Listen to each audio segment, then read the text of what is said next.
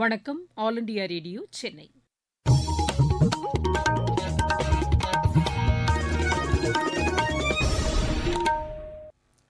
மாநிலச் செய்திகள் வாசிப்பவர் ஷியாமளா. தலைப்புச் செய்திகள்: மத்திய அரசு மேற்கொண்ட நடவடிக்கைகள் காரணமாக யூரியா உற்பத்தி 310 லட்சம் மெட்ரிக் டன்னாக அதிகரித்துள்ளது என்று பிரதமர் திரு நரேந்திர மோடி கூறியுள்ளார். ஒலிபரப்பு கட்டமைப்பு வசதிகள் 2500 கோடி ரூபாய் செலவில் மேம்படுத்தப்பட்டு வருவதாக தகவல் ஒலிபரப்புத்துறை இணையமைச்சர் திரு எல் முருகன் தெரிவித்துள்ளார். அரசு பள்ளிகளில் வரும் கல்வியாண்டிற்கான மாணவர் சேர்க்கையை பள்ளிக் கல்வித்துறை அமைச்சர் திரு அன்பில் மகேஷ் பொய்யாமொழி இன்று தொடங்கி வைத்தார். போதைப்பொருள் புழக்கத்தை தடுக்க திமுக அரசு தவறிவிட்டதாக அஇஅதிமுகவும் பிஜேபியும் குற்றம் சாட்டியுள்ளன. 16 வயதுக்கு உட்பட்டோருக்கான தெற்காசிய மகளிர் கால்பந்து சாம்பியன் போட்டியில் இந்தியா 7-0 என்ற கோல் கணக்கில் பூட்டானை வென்றது. இனி விரிவான செய்திகள். மத்தியில் பிஜேபி தலைமையிலான அரசு பதவியேற்ற பின் மேற்கொண்ட நடவடிக்கைகள் காரணமாக யூரியா உற்பத்தி 310 லட்சம் மெட்ரிக் டன்னாக அதிகரித்துள்ளது என்று பிரதமர் திரு நரேந்திர மோடி கூறியுள்ளார். ஜார்க்கண்ட் மாநிலத்தில் 2 உர உற்பத்தி நிலையங்களை இன்று திறந்து வைத்து அவர் பேசினார். 2014ஆம் ஆண்டு 225 லட்சம் மெட்ரிக் டன் யூரியா மட்டுமே உற்பத்தி செய்யப்பட்டதையும் அவர் சுட்டிக்காட்டினார். புதிய உர உற்பத்தி நிலையங்களை தொடங்குவது சம்பந்தப்பட்ட பகுதிகளில் புதிய வேலைவாய்ப்புகளை உருவாக்கியுள்ளதாகவும் அவர் தெரிவித்தார். யூரியா உற்பத்தி அதிகரித்ததன் காரணமாக இறக்குமதி குறைந்துள்ளதாகவும் திரு நரேந்திர மோடி கூறினார்.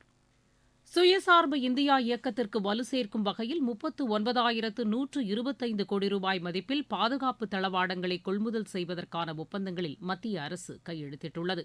உற்பத்திக்கான இந்தியா இயக்கத்தின் கீழ் இதற்கான 5 ஒப்பந்தங்கள் பாதுகாப்புத்துறை அமைச்சர் திரு ராஜ்நாத் சிங் முன்னிலையில் இன்று கையெழுத்தானது. உள்நாட்டு உற்பத்திக்கு இந்த ஒப்பந்தங்கள் ஊக்கமளிக்கும் என்று மத்திய அரசின் செய்திக்குறிப்பு தெரிவிக்கிறது.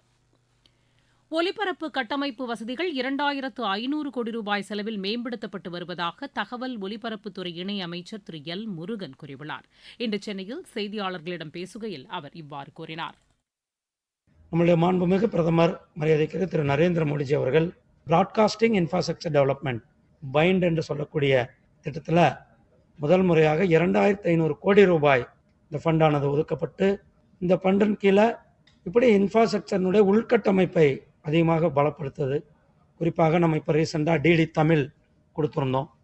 அந்த டிடி தமிழில் கண்டென்ட் ஆகட்டும், அல்லது டிஜிட்டலைஸ் பண்ணதாகட்டும், டிஜிட்டல் வால் பண்ணதாகட்டும், டிடிஹெச் சேவை கொடுத்ததாகட்டும், இதுபோல் புதிய தொழில்நுட்பத்தை அதில் பயன்படுத்துவதற்கு, அதே போல் எல்லைப்புறங்கள் பார்டர் லைன்ஸில் நம்மளுடைய நாட்டினுடைய தகவல்களை மக்களிடத்தில் கொண்டு போய் சேர்ப்பதற்கு வசதியாக அவர்களுக்கெல்லாம் இந்த டிடிஹெச் கருவி இலவசமாக கொடுக்கும் திட்டத்தையும் இந்த 2500 கோடி ரூபாயில் இந்த திட்டமானது நிறைவேற்றி கொண்டிருக்கிறது.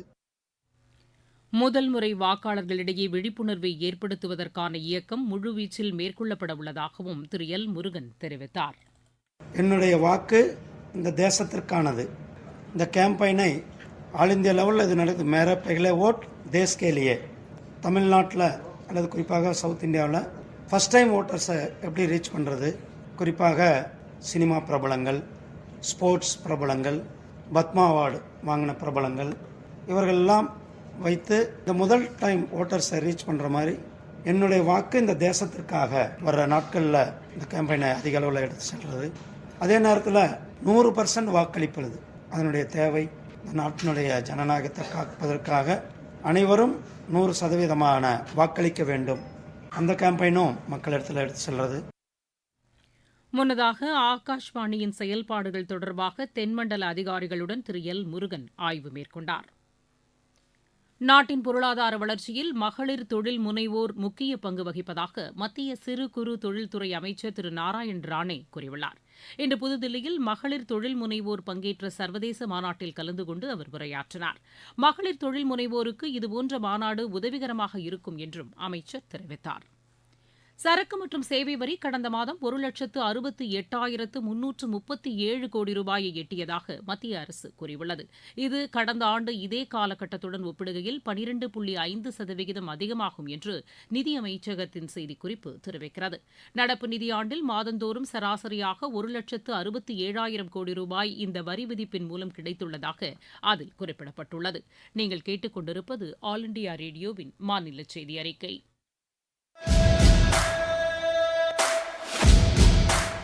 மக்களவைத் தேர்தல் 2024 சென்னை அகில இந்திய வானொலியின் மாநில செய்திப் பிரிவு வழங்கும் மக்களவைத் தொகுதிகள் குறித்த கண்ணோட்டம்.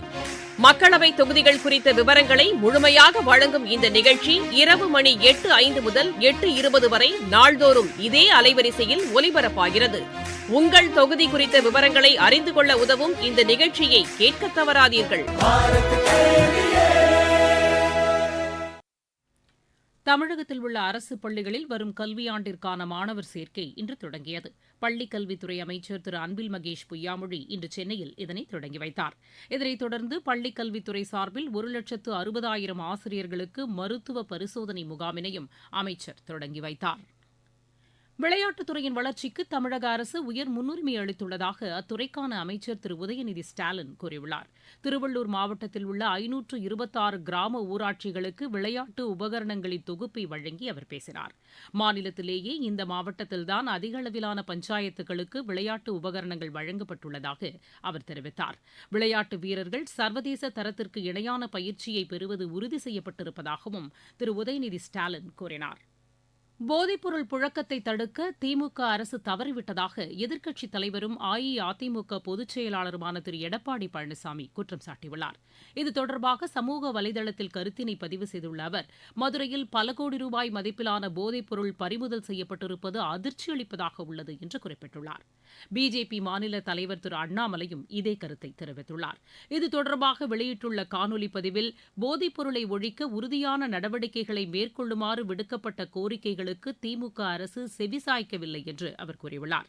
மாநிலத்தில் திமுக அரசு பொறுப்பேற்ற பின்னர் போதைப்பொருள் புழக்கம் இதுவரை இல்லாத அளவிற்கு அதிகரித்துள்ளதாகவும் அவர் குற்றம் சாட்டியுள்ளார். போதைப்பொருள் கடத்துபவருடன் ஆளும் திமுக அரசு நெருக்கமாக இருந்தது தற்போது வெளிப்பட்டுள்ளதாகவும் திரு அண்ணாமலை தெரிவித்துள்ளார். விசாகப்பட்டினத்தில் நடைபெற்ற மிலன் கூட்டு கடற்பயிற்சியில் பங்கேற்ற இந்திய கடற்படை கப்பலான INS விக்ராந்த் சென்னையில் முகாமிட்டுள்ளது. போர் விமானங்களை ஏந்திச் செல்லும் திறன் கொண்ட இந்த கப்பல் உள்நாட்டிலேயே வடிவமைக்கப்பட்டது. மாவட்டச் செய்திகள். திருப்பத்தூர் மாவட்டம் ஆம்பூரில் மாற்றுத்திறனாளிகளுக்கான நலத்திட்ட உதவிகளை ஆட்சியர் திரு தர்பகராஜ் இன்று வழங்கினார். தென்காசி மாவட்டம் புளியரை பகுதியில் நள்ளிரவு நேரத்தில் டார்ச் லைட் அடித்து பெரும் ரயில் விபத்தை தடுத்த தம்பதியினருக்கு தெற்கு ரயில்வேயின் மதுரை கோட்ட மேலாளர் திரு சரத் ஸ்ரீவத்சவா ரயில்வே சார்பில் வெகுமதி அளித்து பாராட்டு தெரிவித்தார். தருமபுரி மாவட்டத்தில் பெண் குழந்தைகளை காப்போம், அவர்களுக்கு கல்வி கற்பிப்போம் திட்டத்தில் தொடர்புடைய அலுவலர்களுக்கான பயிற்சி வகுப்பு ஆட்சியர் திருமதி சாந்தி தலைமையில் இன்று நடைபெற்றது. திருவள்ளூர் மாவட்டத்தில் போக்குவரத்து காவல்துறையினருக்கு தொப்பி, கண்ணாடி, நீர், மோர் மற்றும் குளிர்பானம் வழங்கும் நிகழ்ச்சி அம்பத்தூரில் இன்று நடைபெற்றது. திருப்பூரில் இருசக்கர வாகன ஓட்டிகள் தலைக்கவசம் அணிய வேண்டியதன் அவசியத்தை வலியுறுத்தும் விழிப்புணர்வு பேரணி இன்று நடைபெற்றது. மயிலாடுதுறை மாவட்டம் மன்னம்பந்தலில் போதைப்பொருள் ஒழிப்பு குறித்த விழிப்புணர்வு பேரணி இன்று நடைபெற்றது. செங்கல்பட்டில் சமையல் எரிவாயு சிலிண்டர் கசிவினால் ஏற்பட்ட தீ விபத்தில் 2 குழந்தைகள் உயிரிழந்தனர். ராமநாதபுரம் மாவட்டம் ராமேஸ்வரம் அருள்மிகு ராமநாத சுவாமி திருக்கோவில் மகா சிவராத்திரி திருவிழா கொடியேற்றத்துடன் இன்று தொடங்கியது. விளையாட்டுச் செய்திகள். 16 வயதுக்கு உட்பட்டோருக்கான தெற்காசிய மகளிர் கால்பந்து சாம்பியன் போட்டி நேபாளத்தில் இன்று தொடங்கியது. லலித்பூரில் நடைபெற்ற முதலாவது ஆட்டத்தில் இந்தியா 7-0 என்ற கோல் கணக்கில் பூட்டானை வென்றது. அனுஷ்கா 3 கோலும் பேர்ல் 2 கோலும் அடித்தனர். ஆசிய நீச்சல் சாம்பியன் போட்டியில் இந்தியாவின் பாலக் ஜோஷி தங்கப்பதக்கம் வென்றார். பிலிப்பைன்ஸில் நடைபெற்று வரும் இப்போட்டியின் 17 வயதுக்கு உட்பட்டோருக்கான மகளிர் பிரிவில் அவர் இப்பதக்கத்தை கைப்பற்றினார். ஆடவர் 200 மீட்டர் தொடர் பிரிவில் இந்தியா தங்கப்பதக்கம் வென்றது. ஆடவர் 17 வயதுக்கு உட்பட்டோருக்கான பிரிவில் நிகிக் நாத்தெல்லா வெள்ளிப்பதக்கத்தையும் ரிஷப் தாஸ் வெண்கலப் பதக்கத்தையும் வென்றனர். இப்போட்டியில் இந்தியா இதுவரை 6 தங்கம், 11 வெள்ளி, 4 வெண்கலப் பதக்கங்களை வென்றுள்ளது. பிராக் சர்வதேச செஸ் போட்டியின் 3வது சுற்று முடிவில் இந்தியாவின் குகேஷ் 2வது இடத்தில் உள்ளார். நெதர்லாந்தில் நடைபெற்று வரும் சர்வதேச ஜூனியர் பேட்மிண்டன் போட்டியில் இந்தியாவின் ஸ்ரீநிதி நாராயணன் 3வது சுற்றுக்கு முன்னேறியுள்ளார். மீண்டும் தலைப்புச் செய்திகள். மத்திய அரசு மேற்கொண்ட நடவடிக்கைகள் காரணமாக யூரியா உற்பத்தி 310 லட்சம் மெட்ரிக் டன்னாக அதிகரித்துள்ளது என்று பிரதமர் திரு நரேந்திர மோடி கூறியுள்ளார். ஒலிபரப்பு கட்டமைப்பு வசதிகள் 2500 கோடி ரூபாய் செலவில் மேம்படுத்தப்பட்டு வருவதாக தகவல் ஒலிபரப்புத்துறை இணையமைச்சர் திரு எல் முருகன் தெரிவித்துள்ளார். அரசு பள்ளிகளில் வரும் கல்வியாண்டிற்கான மாணவர் சேர்க்கையை பள்ளிக்கல்வித்துறை அமைச்சர் திரு அன்பில் மகேஷ் பொய்யாமொழி இன்று தொடங்கி வைத்தார். போதைப்பொருள் புழக்கத்தை தடுக்க திமுக அரசு தவறிவிட்டதாக அஇஅதிமுகவும் பிஜேபியும் குற்றம் சாட்டியுள்ளன. 16 வயதுக்கு உட்பட்டோருக்கான தெற்காசிய மகளிர் கால்பந்து சாம்பியன் போட்டியில் இந்தியா 7-0 என்ற கோல் கணக்கில் பூட்டானை வென்றது. செய்தி அறிக்கை நிறைவு பெற்றது.